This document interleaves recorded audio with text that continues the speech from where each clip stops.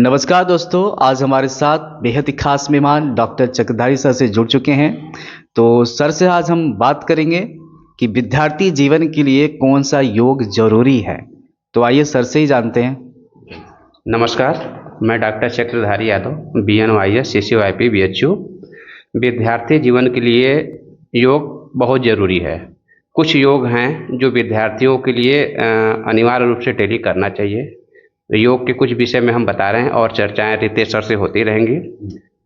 योग है, त्राटक योग है, ठीक है, सर्वांग आसन है और उसके बाद शीर्षासन है। कई ऐसे आसन हैं जो कि बच्चों के लिए बहुत ज़रूरी है। तो अभी इस विषय में चर्चाएं सर से होंगी। जी बिल्कुल सर, आपने देखा होगा बहुत सारे बच्चे, उनका ना पढ़ाई में मन बिल्कुल नहीं लगता है। पढ़ना तो चाहते हैं बट अपने दिमाग को कॉन्सेंट्रेट नहीं कर पाते। तो सर क्या इसका कोई योग है या फिर कोई तकनीक है जो हमारे बच्चों को बताना चाहेंगे? जी हाँ, जिन बच्चों का पढ़ने में मन नहीं लगता है और एक्टिविटी नहीं कर पाते हैं, तो उनके लिए एक बहुत बढ़िया योग है भ्रामरी प्राणायाम। भ्रामरी प्राणायाम से मन एकाग्र होता है और शांत होता है। और एक योग क्रिया है त्राटक। त्राटक वो क्रियाएं होती हैं जिसमें एक देसी घी का दीपक होता है, उस अंधेरे कमरे में रख के एक टक उसको देखना होता है सीधी आंखों से। उससे भी उनकी एकाग्रता बढ़ती है और मेमोरी भी बहुत अच्छी होती है। आपने अक्सर देखा होगा, हमने भी देखा है कि बच्चे याद तो बहुत करते हैं, एकदम प्रिपेयर्ड होते हैं, और जैसे ही एग्जाम में बैठते हैं वो भूल जाते हैं।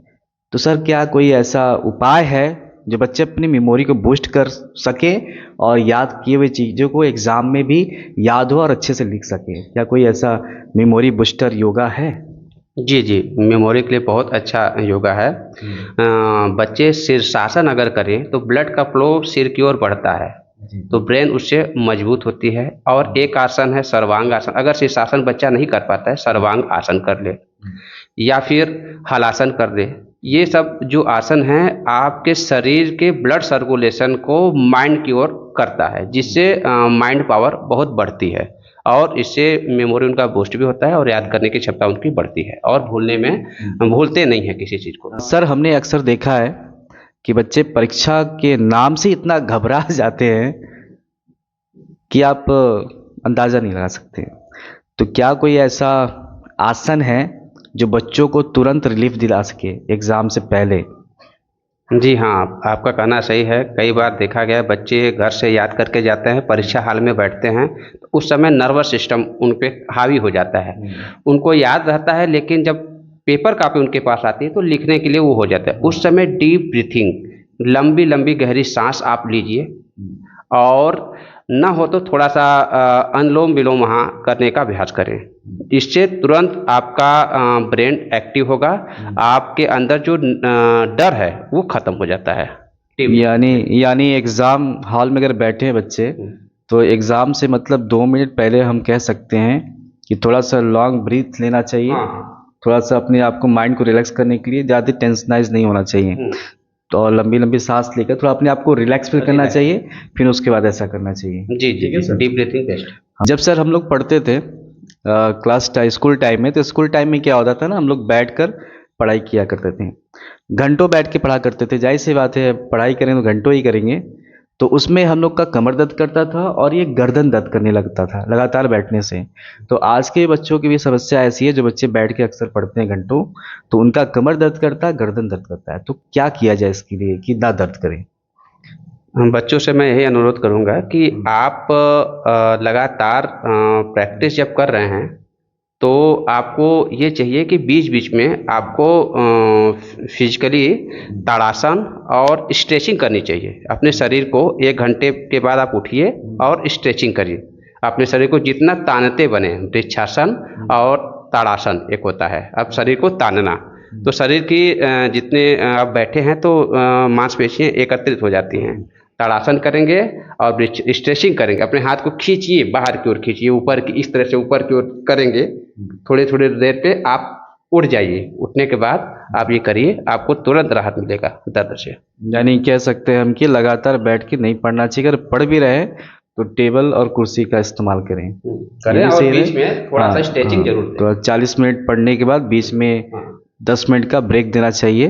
तो इससे आपको मतलब ये समस्या भी नहीं आएगी और रिलीफ भी बहुत अच्छा होगा, पढ़ाई में मन भी लगेगा। ठीक है, सभी विद्यार्थी को सुबह योग करना चाहिए।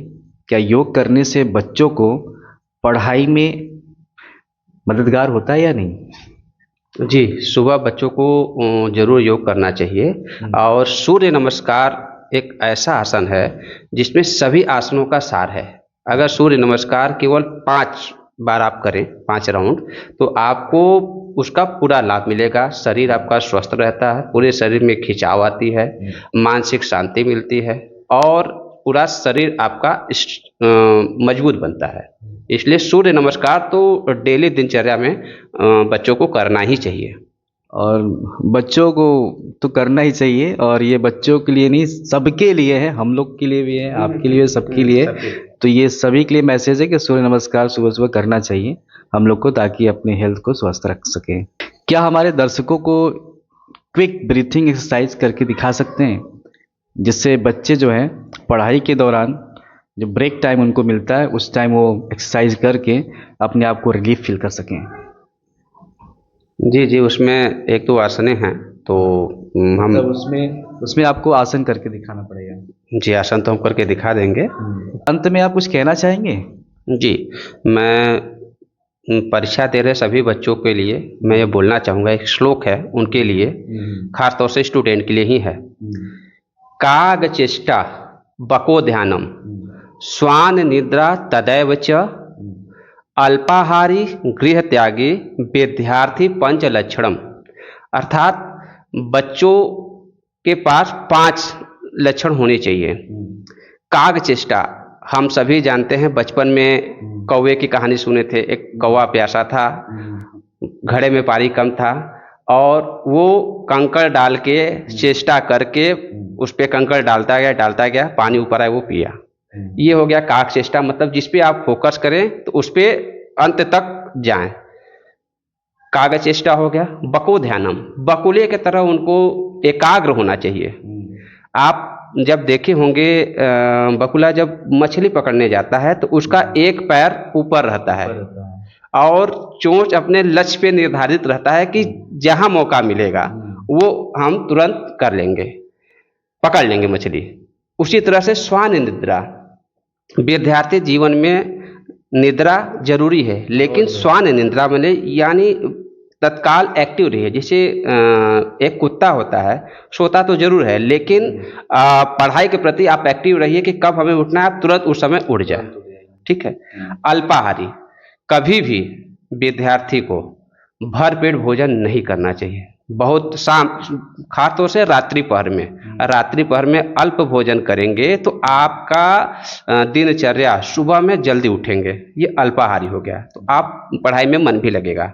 और गृह त्यागी का यहाँ तात्पर्य यहाँ ये है कि आपको घर को त्यागना नहीं है। पढ़ाई और पेपर के समय आप घर में रहते हुए घर से दूर रहें, ऐसा आपको माहौल बनाना है। ये 5 लक्षण विद्यार्थी जीवन के लिए बहुत ही जरूरी है और सफलता यही जो अपने जिंदगी में जो स्टूडेंट लाता है वो शिखर तक जाता है। धन्यवाद जी। तो मुझे आशा है कि सर ने जो भी आपको आसन बताया है, जो भी बातें बताएं, आपको पसंद जरूर आएंगी और विद्यार्थी जीवन के लिए ये बहुत ही अच्छा एपिसोड होने वाला है। तो सर, आपने जो हमें अपना समय दिया, कीमती समय, उसके लिए सर आपका बहुत बहुत धन्यवाद।